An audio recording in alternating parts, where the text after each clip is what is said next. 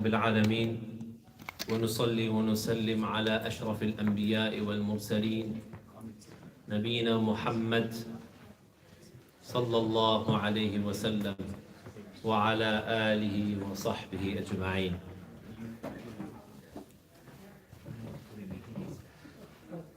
Again, we ask everyone to come closer, sit close, unless you have a reason to lean the wall. Better for you to sit right in front of the Ustad. Okay, so quick recap. We have now covered the first hadith of Arba'in Nawawiyya and most of the second hadith, the hadith of Jibreel alayhi salam. What did we say about hadith number 1? What's the significance? Why is the first hadith of Arba'in Nawawiyya referred to as 1/3 of the whole religion? Why? Because say if you're doing salah and it wasn't for with an intention, then it wouldn't really be counted, so it won't be accepted by Allah. Yes, excellent. So not only salah, but is any action in the religion accepted if it's not for the sake of Allah? No. You're awake today. Alhamdulillah. Very good, excellent. Yeah, so just as, what's your name? Miran. Miran. Just as Brother Miran said, one of the main reasons is any action that you are to perform, any ibadah, any worship for the sake of Allah Azza wa Jal, if it's not sincerely for His sake, if your intention is not right, then it is automatically rejected. Yes? Hadith number 2, we have covered 2 main lessons from this hadith. The first lesson, from all the extracted benefits that you can think of from the first part when Jibreel alayhi salam walks in until he sits down before he asks a question, mention one benefit. It could be any, it could be the one we discussed or something else that you may have in mind. Remember, had Jibreel alayhi salam came in, excessive black hair, excessive white garments. He was not a traveler and they didn't know him. And he sat in front of Rasulullah and he sat right in front of him and he sat in the tashahhud position. Now all of that, mention one benefit that you can think of. It could be anything, it doesn't have to be what we mentioned. What comes to your mind? You guys are awake, yeah? Yeah. Good. What's one benefit that you can think of? One thing. All are equal. In Islam, everyone's equal. So even if you don't know the person, as long as he's come with the right intention. Yes, that is the point that we mentioned. Yeah, that was the lesson, the main lesson that we derived from the initial part of the hadith, which is that everyone, no matter who they are, where they're from, which tribe they're from, which country they're from, what language they speak, we are all brothers in faith and we are all equal. To one another, we absolutely equal. The only difference between us is what? The only one difference between us is taqwa, God consciousness. But even God consciousness, can we determine how much taqwa, how much taqwa you've got and you got? We don't know. The only one who knows is Allah Azza wa Jal. So the only difference between us in the sight of Allah Azza wa Jal is the taqwa. But when it comes to us amongst ourselves, there is no difference. Yeah, even if you see someone, questions at the end. Shukran. So even if you see someone, who might look like a sinner, just because you're sitting here listening to explanation of a hadith book doesn't mean that you're better than that person. Because this might be rejected from you, and that person you see on the streets might go and smile to his mom, for example. And Allah Azza wa Jalla loves that action so much, he goes to Jannah and you don't get to go to Jannah. Wal'iyadhu billah. Okay? The second part of the hadith, in the second lesson when we covered Hadith Jibreel alayhi salam, what's one thing that we mentioned, main thing that we mentioned? This is now the first three questions about Islam, Iman, Ihsan. What are these three? Or should I say, Islam has got to do with what type of actions? External. Yeah, the actions that are doable. Salah, zakah, siyam. What about Iman? Internal. And the Ihsan? Yeah. Center. Same, but a more limited part of internal faith. Okay? And we said that these are three categories, three levels, and the highest one is Ihsan. The last question is, what did we say would be the way to get to Al-Ihsan? How do you get to Ihsan? Let's say we start from now. What do you do? Islam. That's fine, those are the levels. What do you do? What do you need to do in terms of, let's say you put goals down. You write down. Good deeds. Your deeds, what you do daily life. Deeds. Yeah. Good deeds. Okay, external deeds. Yeah. But okay, you do the external ones, but specifically what did we say? Parents, Ihsan. That's a different matter. Ihsan, that's the description of Ihsan, worshipping Allah as though we see. That's fine. But now, let's say we're at Islam. Islam concerns the pillars of Islam, right? The main external actions, the main actions that Allah Azza wa Jal loves, as we said, to the point that He's made them pillars of the faith. So now how do we use those four actions? Because Shahada obviously is entering Islam. The four remaining pillars, how do we use them to climb the ladder of Iman and Ihsan? What do you need to do to get to Ihsan? Increase your Iman. To do extra deeds.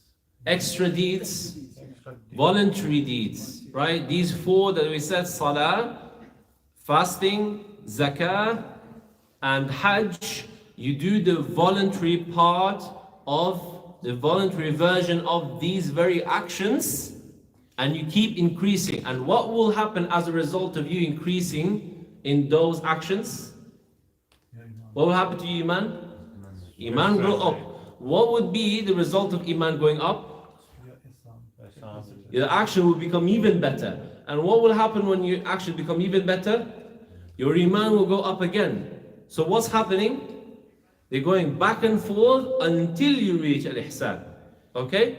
So this is something you can work with rather than just saying, okay, Islam is this, Iman is this. We've all heard this. We've all heard Islam, the 4 pillars, 5 pillars, Iman is 6 pillars. We've heard this. But it's time for you to actually make practical steps. Okay, I need to reach Ihsan now. How do I do it?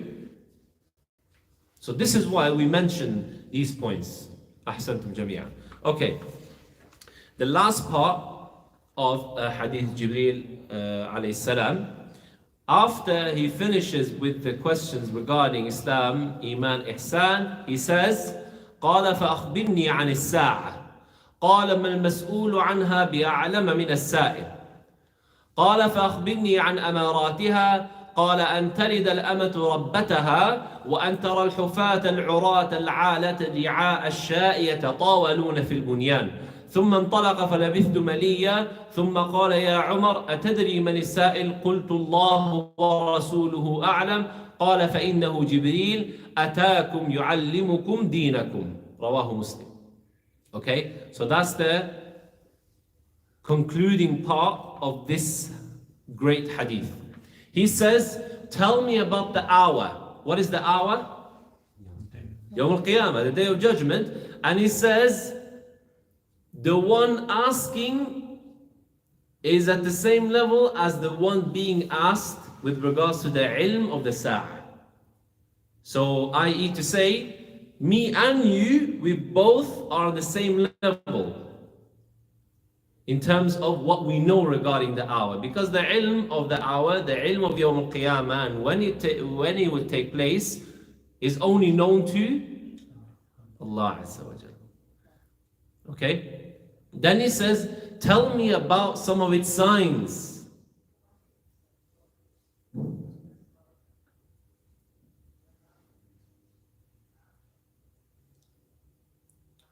So he says, أن تلد الأمة ربتها, that a woman would give birth to her master. Check that one. I think something's happening on there. I think a missed call for you. Somebody was calling you. That's It's gone. خلاص. أن تلد الأمة ربتها, that a woman would give birth to her master. وأن ترى الحفاة العراة العالة رعاء الشاء يتطاولون في البنيان. And you will see the naked, barefooted Arab Bedouins competing in lofty buildings. ثم انطلق فلبثت مليا, and then the man went and we waited for a bit. And then Rasulullah says, Ya Umar, أتدري من السائل? Oh Umar, do you know who the questioner was? He says, Allah and His Messenger know best. So he says, that was Jibreel alayhi salam. He came to teach you your religion. Right. From these questions generally, we see how general answers in our religion should be, in that you don't go excessive in answering questions and you don't miss out information. So when someone asks you a question, you answer it straight up, simply put, and not be too excessive in answering questions.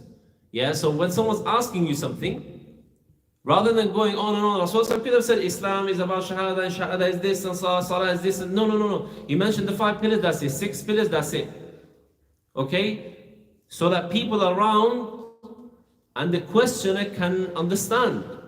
Even if you have studied and you may have in-depth information, the person asking is asking a simple question. And when a simple question is asked, a simple answer should be given to the point. And we see here with this initial question regarding the hour, how Rasulullah says it in a very respectful way, that me and you are on the same level when it comes to the knowledge of the hour. So he didn't say to him that, I don't know, but neither do you. Right? He wasn't disrespectful, even though he knows very well that Jibreel alayhi salam knows as little about the occurrence of the hour as he does.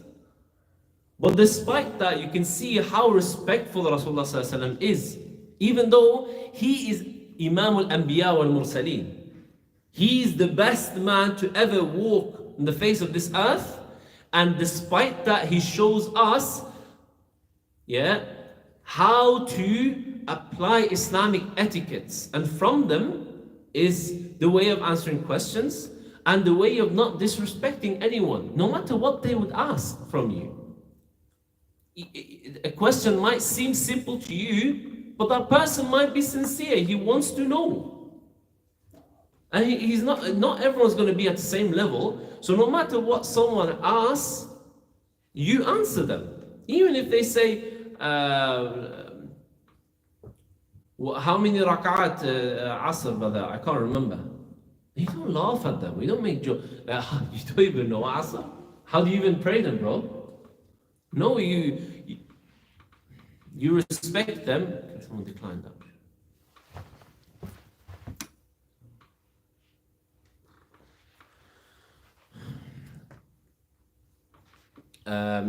So we don't disrespect anyone. We don't disrespect anyone, no matter what they ask and what they approach you regarding. Okay? Now, when it comes to the hour itself, as we all know, knowledge that is known to Allah Azza wa Jal. In fact, the hour, the establishment of the hour and information regarding the hour is one of the 5 keys to the ultimate unseen. Allah Azza wa Jalla says in Surah Al-An'am, وَعِنْدَهُ مَفَاتِحُ الْغَيْبِ لَا يَعْلَمُهَا إِلَّا هُ. And to Him belongs the keys of the unseen, and no one knows them except Allah Azza wa Jalla. Then Allah Azza wa Jalla, He explains what are these keys and how do we know there are 5. He explains it somewhere else. He explains Surah Al-Luqman, the concluding verse is Surah Al-Luqman, 5 keys to the unseen. Right? So He says, إِنَّ اللَّهَ عِنْدَهُ عِلْمُ السَّاعَةِ. Number 1 is that to Allah belongs the knowledge of the hour, as we said. وَيُنَزِّلُ الْغَيْثِ. And He sends down rain. He is in control of rain. وَيَعْلَمُ مَا فِي الْأَرْحَامِ. And He is aware of the occurrence of the womb, as in what has happened when a fetus is developing in the womb. Okay? وَمَا تَدْرِي نَفْسٌ مَاذَا تَكْسِبُ غَدًا. And an individual will not know regarding the provisions of tomorrow. He is not aware what and how much the provision of tomorrow would be. Ultimate knowledge belongs to Allah Azza wa Jalla. Number 5, وَمَا تَدْرِي نَفْسٌ بِأَيِّ أَرْضٍ تَمُوتُ. And an individual will not know in which land he will pass away. Yeah, so these are the 5 keys of the unseen that if we were to go into would result in a whole new conference seminar, as they are great points and they encompass anything else from the unseen. So these 5 keys, the reason why they refer to as Mafatihul Ghaib, the keys to the unseen, is everything else that you can think of from the unseen comes under those 5 categories, and there's nothing else from the unseen. Yeah, the future, provisions, occurrences, birth, what happens in the womb, miscarriages, twins. No matter how much they try to act as if they are aware of anything, like the doctors, ultimate knowledge of what is happening in the womb belongs to Allah Azza wa Jalla. وَيُنَزِّلُ الْغَيْثِ, same thing. He sends down rain, even though there are weather forecasts. Yeah, there's one guy that says that, oh, if you look at weather forecasts, you're a sinner. Because you're trying to predict, it's not true, because they're simply just looking at where the clouds are and trying to see where they're going. So they're attempting to. It's not a problem to look at weather forecasts. But just to say that it will rain, inshallah, that's it. You add inshallah and it's fine. That it will rain here today, inshallah. That's it. Okay? So those 5, those are the keys of the unseen. The main one and the first one that's mentioned in this verse is عِنْدَهُ عِلْمُ السَّاعَةِ. To Him belongs the knowledge of the establishment of the hour. So even though we don't know when exactly the hour will take place, when Yawm al-Qiyamah will take place, we have been informed of its signs. Generally, when it comes to the signs of Yawm al-Qiyamah, they are divided into 2, and they are the minor ones and the major ones. Minor signs of Yawm al-Qiyamah and major signs. Signs that we look for, we have seen, and we will see in the future as we're getting closer and closer to Yawm al-Qiyamah. May Allah Azza wa Jalla safeguard us all. So, we have the minor and the major signs. As for the minor signs, then they have summarized the minor signs into 50. And others, they mention more than 50. Okay? A common misconception regarding the minor signs is that they have all passed and we're just waiting for the major signs. This is not true. We still have a couple of minor, yes, most of them have already occurred. That is fine. The minor signs started with, what's the first minor sign?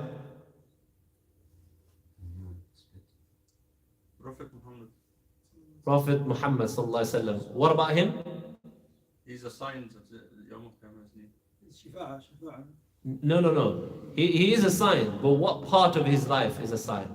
There's 2 signs from his life, connected to his life. His prophethood, is in itself is a sign, and his death, sallallahu is another minor sign. But basically the first minor sign is bi'thatun nabi, right? The prophethood of Rasulullah sallallahu.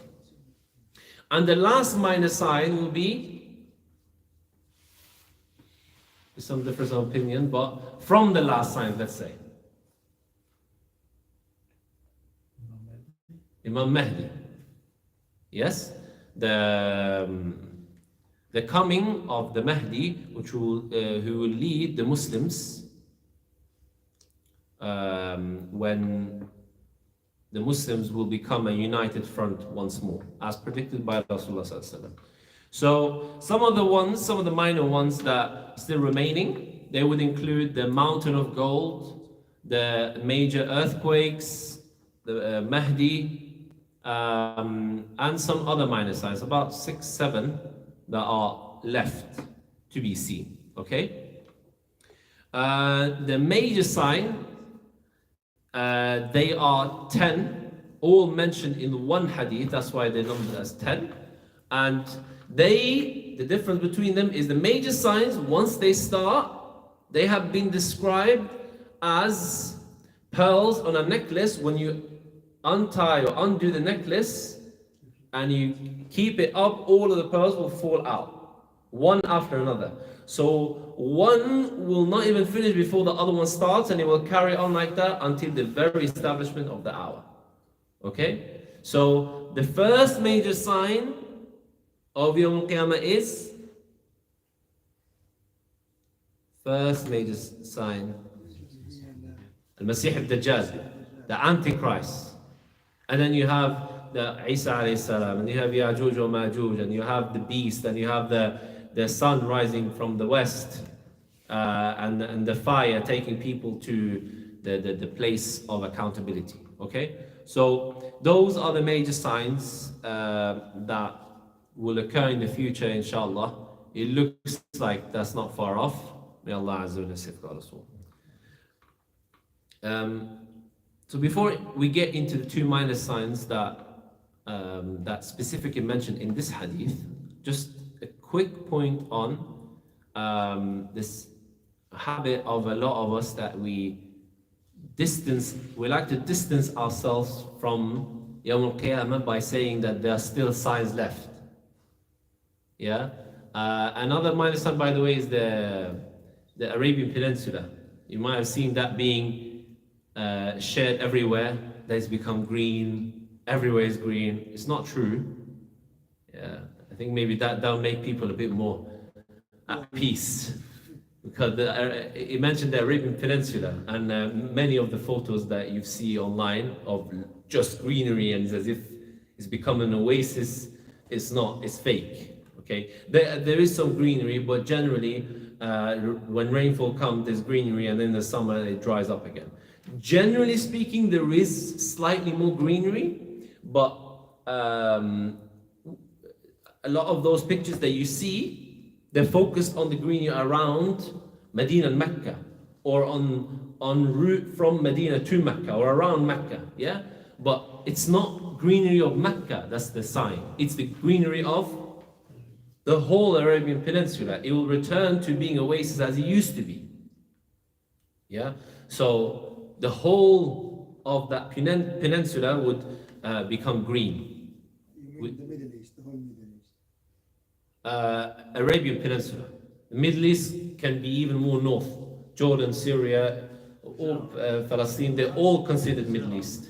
But I'm talking about just the Jazirat al-Arab. Yeah? So that greenery of Jazirat al-Arab is from the minor signs. Okay? What I was going to say is, we, as a habit, we find comfort in distancing ourselves from the Sa'ah. Whenever we see certain signs, it shakes us. It literally sort of, maybe slightly 1% wakes us up. And then we tell ourselves, no, there's more signs, and we go back to sleep. Right? We have to remember that even though, yes, like I said, minor signs left and major signs yet to come, your specific personal Yawm al-Qiyamah starts when you see Malakul Maut. So as soon as you see Malakul Maut, your personal Yawm al-Qiyamah, your journey to the hereafter, your journey to Barzakh starts. Khalas. And that one, you can't distance yourself. No, there's no science for that. It can happen anytime. Can you tell me 100% that you will be alive to pray Isha in 45 minutes? Can someone say yes? You can't say yes. So that means that your personal Yawm al-Qiyamah can happen at any time. So even though Yawm al-Qiyamah itself, we're waiting for some of the signs, it doesn't mean that we now go on relax mode and we become heedless and we forget. And we should always be on track, have our bags packed, just like you spend days and weeks planning journeys and you pack your bag. Similarly, you should have your bags packed for whenever Malakul Maut comes. And it's easier said than done, obviously, even myself included. If Malakul Maut comes right now, I'm not ready. None of us are ready. But unfortunately, no matter how many times this is mentioned, we still act as if we are not going to go and we're going to stay here forever. And if any one of you been into a situation where your life is on the line, and you know when they say that your whole life flashes before your eyes, that literally happens. And that feeling has happened to me before, once or twice. That feeling when you, for a minute, you wake up to the reality of, oh, I can actually go right now. That feeling is scary. That feeling shakes you to the core. Because now we say, yeah, we're gonna go Maut. We all believe in Maut. I'm not gonna make for Isha, but I wonder what Mom made for food tonight. Yeah, like, it's not good that we do that, and we're constantly heedless of that fact, and we don't work towards that, and we should. There's a lot to be said about death and working towards death, but let's not get too off track and come back to the minor signs, because they are, even though they are minor, but the topic it's themselves, that will come under that, they are major.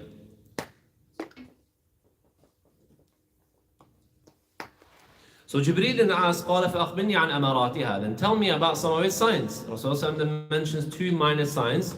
Number one is أن تلد الأمة ربتها, that a woman would give birth to her master. Right? It used to be that parents would be the masters. But nowadays it's the opposite. Nowadays the children are in control. Nowadays the children don't listen. Nowadays the parents have become slaves to their own children, especially in these lands. It is extremely important that we remember that no matter what you're doing in your life, where you get to, what you're studying, how rich you are, how knowledgeable you are, no one cares.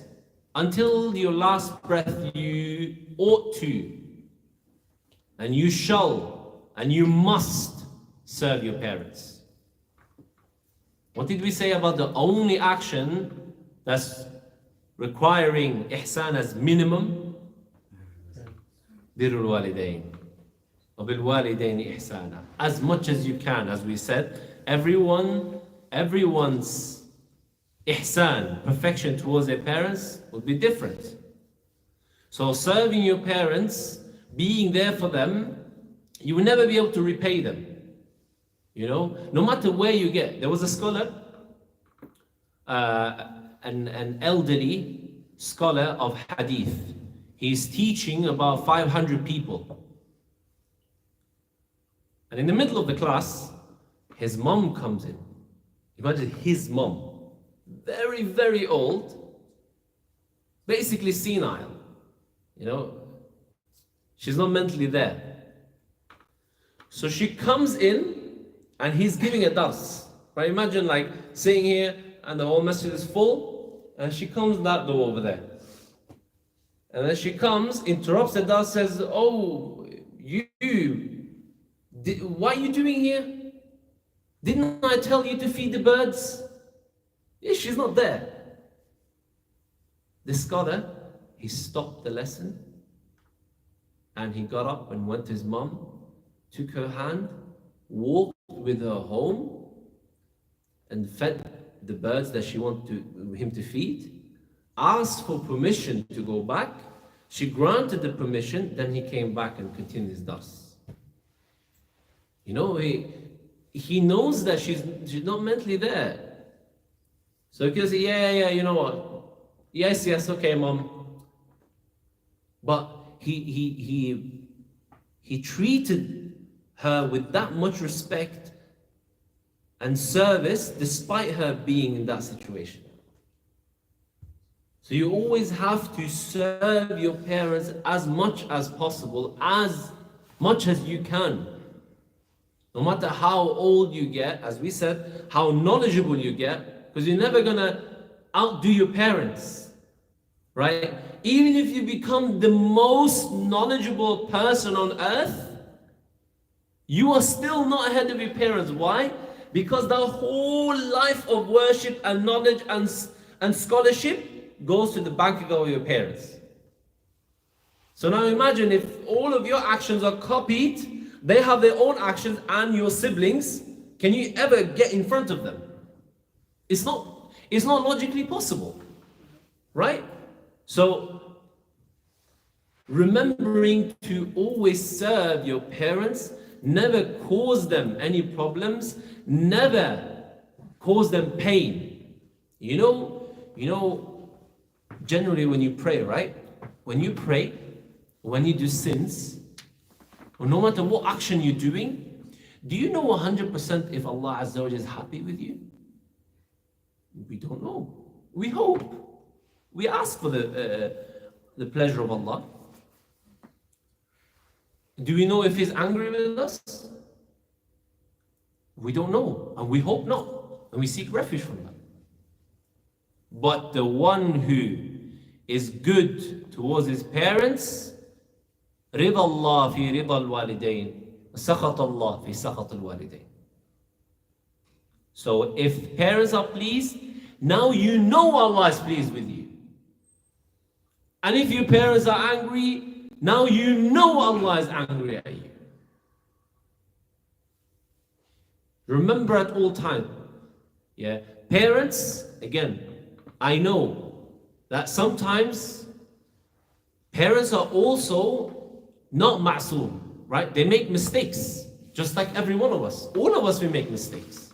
No one's infallible, except Rasulullah sallallahu alaihi wasallam. But when they make the mistake now, you need to approach them, and if you need to advise them, say it in the best of ways, and if you know that they will not take advice from you, they'll be offended, find another way. Find another way. If there's some wrong happening, approach someone else. Maybe approach an Imam or someone from the community that can help, or maybe your parents' siblings, because it's easier for siblings to talk to one another than, like, as in advise one another, than directly advising your parents. And other ways, you use wisdom, you use hikmah when trying to advise your parents. Even if they are kuffar, you are not allowed to cut ties, you are not allowed to disobey them, let alone if they're Muslims. So remember this, guys. No matter where you are, what you're doing, where you've reached, never ever cause pain to your parents, and always try your best to serve your parents.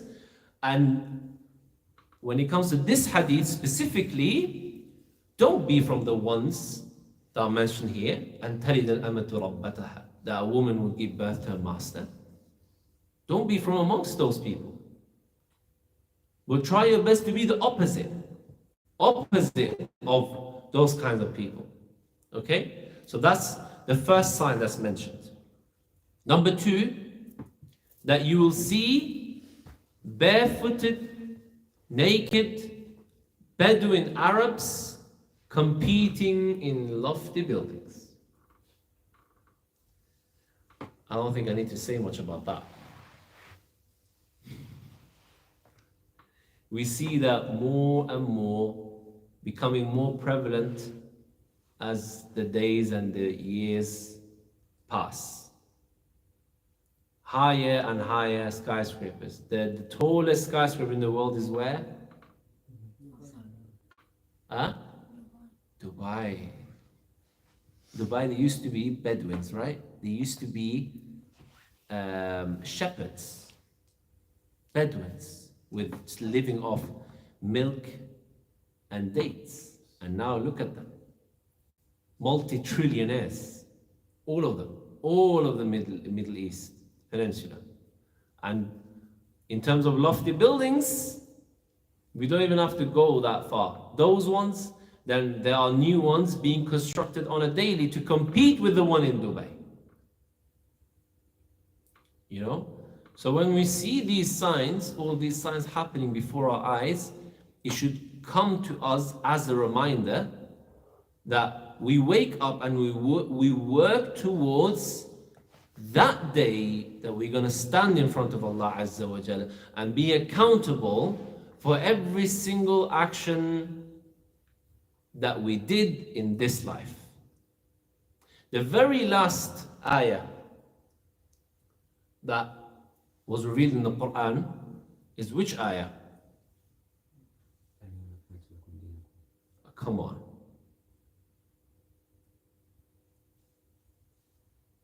Need to be punished for that. Because you can't make that mistake. That is not the last ayah. The very, very last ayah that's revealed in the Quran. The last surah was Nasr. That's the last surah. We're not asking for the last surah. Last ayah, the concluding verse of the Quran that is... Huh? No, Surah An-Nas was... 281 in Baqarah. Ah, now we're getting there. واتقوا يوما ترجعون فيه إلى الله ثم توفى كل نفس ما كسبت وهم لا يظلمون. Fear the day you will return to Allah Azza wa Jal and you will be accountable for what you did and you will not be wronged. This is the concluding verse. 9 days after this verse was revealed to Rasulullah Sallallahu Alaihi Wasallam, sent down to him, he Sallallahu Alaihi Wasallam passed away and left this world. Okay, so it is that important that the last verse chosen in the Quran is the one about standing in front of Allah Azza wa Jal and being accountable for our actions. And after Jibreel alayhi salam obviously leaves, Rasulullah asks Umar, you know who that person was?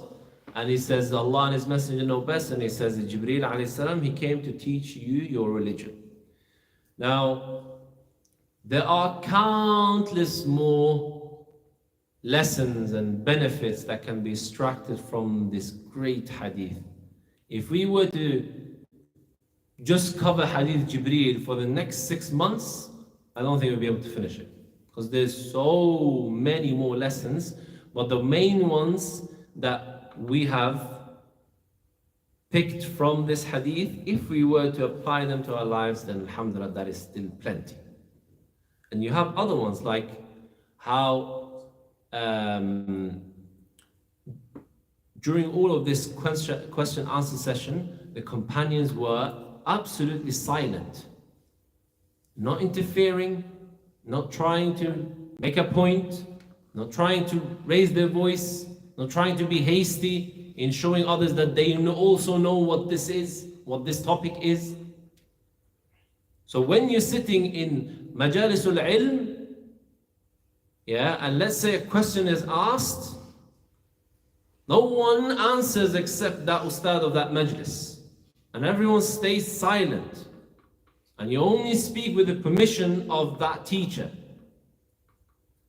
Now, unfortunately, we see that with a lot of brothers that study a bit and they know just a bit, and they can't help themselves but to show everyone that they can also answer that question. It's not about answering, it's about learning etiquettes. And those very people, they claim to follow the hadith of Rasulullah. And in this hadith, we see how the companions, they sat there and they were listening to these answers from Rasulullah, and they did not interfere. The other thing, I think there's many, so if we keep going, we can carry on. But the last thing we'll say is regarding asking questions. Do not ask useless questions. We do not ask useless questions like Bani Israel did to Musa alayhi salam about the Baqarah. It's literally where the surah is named after. How is the cow? Then how are you going to do it? How is that going to happen? Or how does it look like? This is useless questions. You think before you ask a question, and only if it's a useful question and you want to know, can you ask. Because there's virtue in asking questions. Personal knowledge was asked, how did you become this knowledgeable? He goes, with a tongue that keeps asking questions. Ibn Abbas, Turjuman al-Quran, Mufassir of the Quran, from the companions, the most knowledgeable of the Quran, the more knowledgeable of the companions in the Quran, when he would do tafsir, some of his students would not let him pass any ayah except asking where it was revealed, how it was revealed, what is it concerning, what is it about, and the ahkam, the rulings that are contained within those ayah. So it is allowed to ask questions, but as long as they're useful questions and not useless ones, and you be the judge of that. The other type of question is like this one, where you see a need of asking a question so that the ustad answers in that gathering so everyone can learn that point. And this is how what's done here. Because Jibreel alayhi salam says, Sadaqt, you've spoken the truth. فَعَجِبْنَا لَوْ يَسْأَلُوا يَصَدِّقُوا. So it was strange to us. How is he asking and also saying you've spoken the truth? How does that make sense? أَتَاكُمْ يُعَلِّمُكُمْ دِينَكُمْ. He came to teach you your religion by asking the question and then that being answered in the gathering. So everyone heard. And now we're talking about it today and learning from it until today, and it will be taught until Yawm al-Qiyamah. Yeah? So the condition of that is that you're sincere and you're not doing it to show off, and you're not doing it to degrade others, but you actually see a purpose in asking that question so that it's answered. Maybe most people in that gathering, they don't know a certain matter and it's very important. So you ask the question, and just for your humility, stay on earth, yeah, and just act as if you don't know. And you sincerely ask. There's no need to try saying, yeah, you know what guys, I knew, but I just wanted to tell you that. There's no need to do that. So when you ask the question, the type of question you want the ustad to answer in front of people so everyone learns, make sure that's sincere. You know, like check yourself before you actually do that. The last type of question which you also should stay away from, the questions that are asked in order to test the ustad. That is not from Islamic etiquette. It's not good to do. That you ask questions in order to test the ustad, test the teacher. Oh, is he going to get stuck? Is he going to know this? Does he have the right opinion about this? If you want to know any one of those, you can ask him yourself. There's no need to ask him with the intention of testing him. That makes sense, right? Yeah. That's like Imam Ahmad, rahimahullah, when he used to have a companion, Ibn Ma'in, also muhaddith, scholar in his own right, rahimahullah. So when they went to a teacher, it was Imam Ahmad, Ibn Ma'in, and a third person with them. 3 companions, 3 friends basically, besties and that.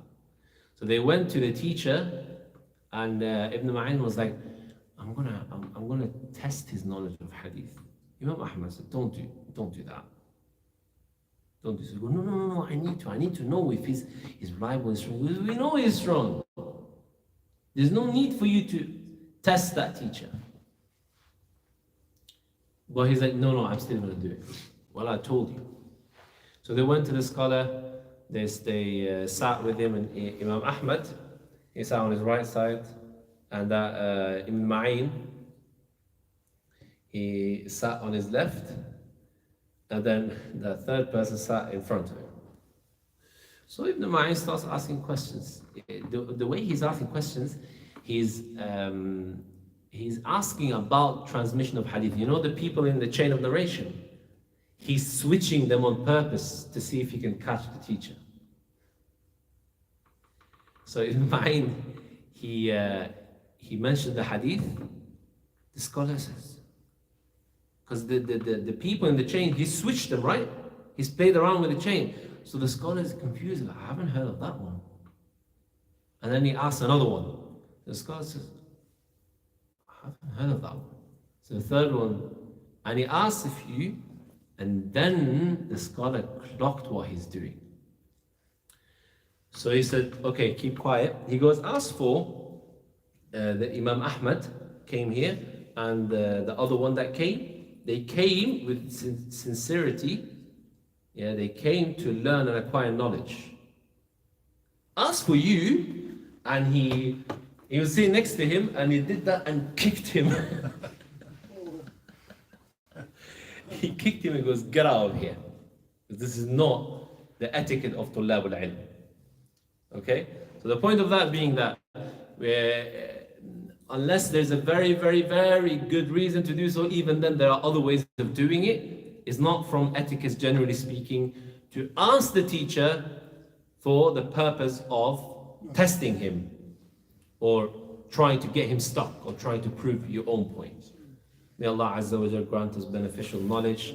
May Allah Azza wa Jal grant us sustenance that is pure and actions that are accepted and actions that are done only for Him, sincerely for His sake, to attain His pleasure.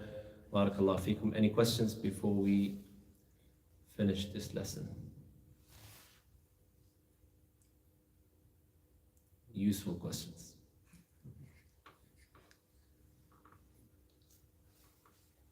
Now everyone's thinking twice now.